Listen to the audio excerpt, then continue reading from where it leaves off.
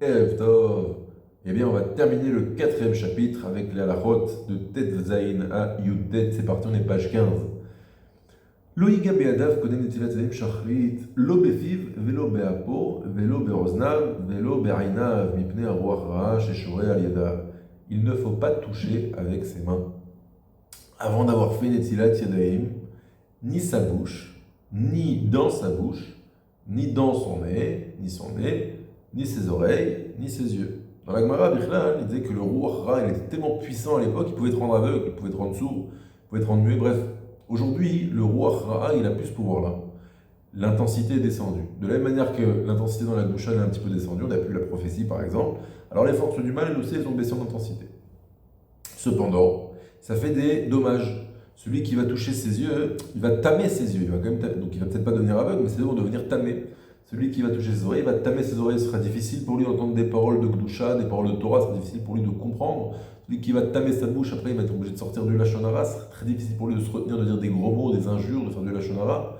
Bref, donc il faut faire très attention de ne pas toucher ses orifices avec ses mains quand on n'a pas encore fait Netilat.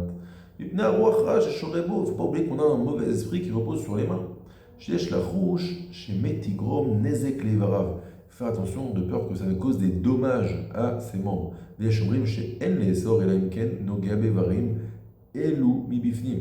Certains disent que on ne peut pas interdire aux gens de toucher, par exemple de se gratter la joue. C'est que les ivarim, les membres de l'intérieur, c'est-à-dire tout ce qu'on appelle en français les muqueuses. Les muqueuses, c'est donc par exemple dans la bouche, ou l'œil lui-même, donc se gratter dans l'œil, ou dans le nez, ou dans les oreilles. Ça, ce qu'on appelle des muqueuses. Donc tout ça, il ne faut pas toucher quand on n'a pas fait netilat. Kegon, chez machnis yado le tochaina vechadome. Par exemple, il met ce doigt dans l'œil, et ainsi de suite. Vesh machmirim, chez loïga bevarim elu, afilo mibachut. Et il y en a qui sont mahmir que même de l'extérieur, il ne faut pas toucher. Ne serait-ce que sur les lèvres, ou sur l'oreille elle-même, ou sur le nez, ou même sur la paupière. Vetov, la rouche les divrem. Il faut faire attention. Ce genre de choses, on a très gros à perdre. Donc il vaut mieux prendre en compte l'opinion la plus stricte sur ce sujet-là. Ou même comme à Tsorech, Refchar Lismoch à la Mekelim. Mais si on n'a pas le choix, si vraiment ça me gratte, je ne peux pas me retenir, bon, on peut dire que Alpi Alakha, on n'a pas fait une erreur.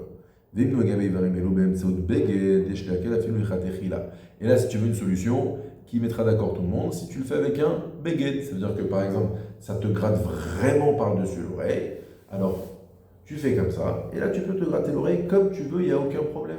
Avec un beged, ça ne transmet pas la touma. Et là c'est bon.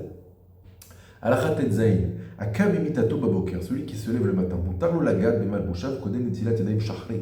Il a le droit de toucher ses vêtements avant d'avoir fait netilat yadayim du matin. Il y a des opinions qui interdisent. Selon la halakha la plus stricte, on a le droit de toucher ses vêtements le matin.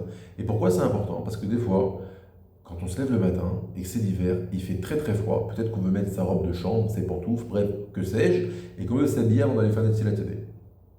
Velachen mutarlo l'ilbosh gadav kodem netilat. Donc on aura le droit de s'habiller avant d'aller faire netilat.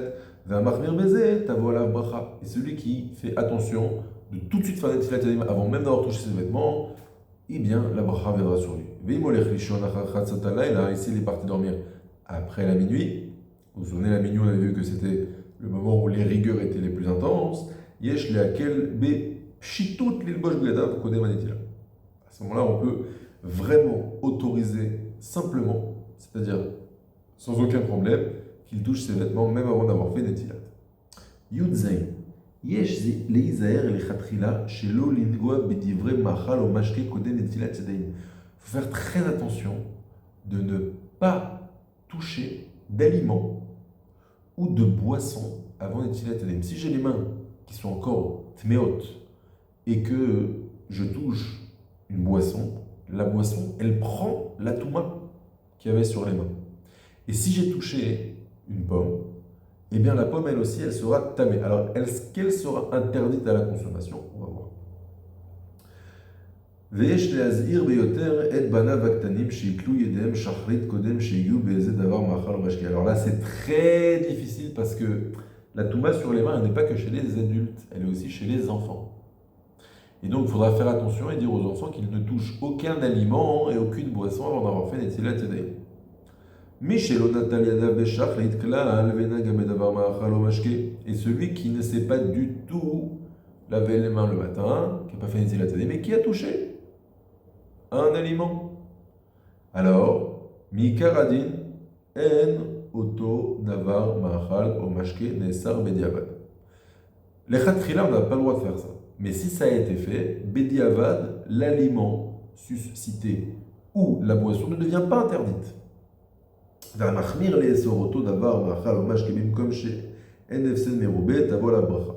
Et celui qui est mahmir de ne pas manger cette pomme, par exemple, qui aurait été touchée avec des mains qui n'ont pas fait netzilat, ou de boire une boisson qui aurait été touchée par des mains qui n'ont pas fait netzilat, eh bien, la bracha viendra sur lui. S'il décide de ne pas la boire, c'est encore mieux.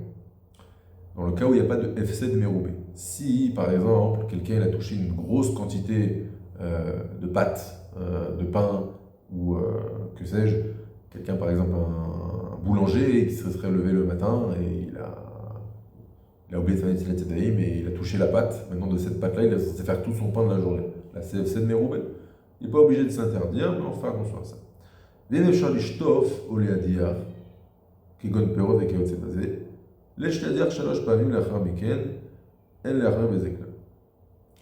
Maintenant, si par exemple c'est une pomme, eh bien ce qu'on peut faire, c'est prendre la pomme et on lui fait une étilate.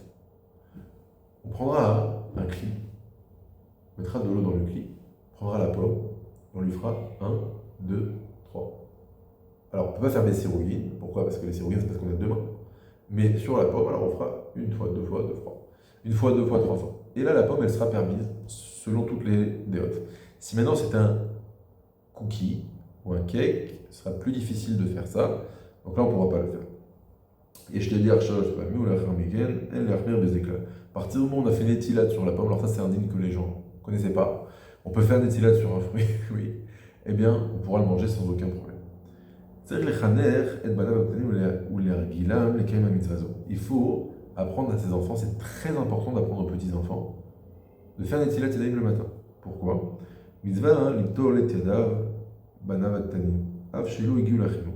Même s'ils n'ont pas encore l'âge de raison, l'âge où on les éduque, c'est-à-dire 6 ans, 7 ans, Veu segula tova kede sheigdelu betara veu gidule kodesh. Et c'est une excellente segula. Les gens des fois recherchent des segulas pour que les enfants ils aiment la Torah et qu'ils ne s'écartent pas du chemin.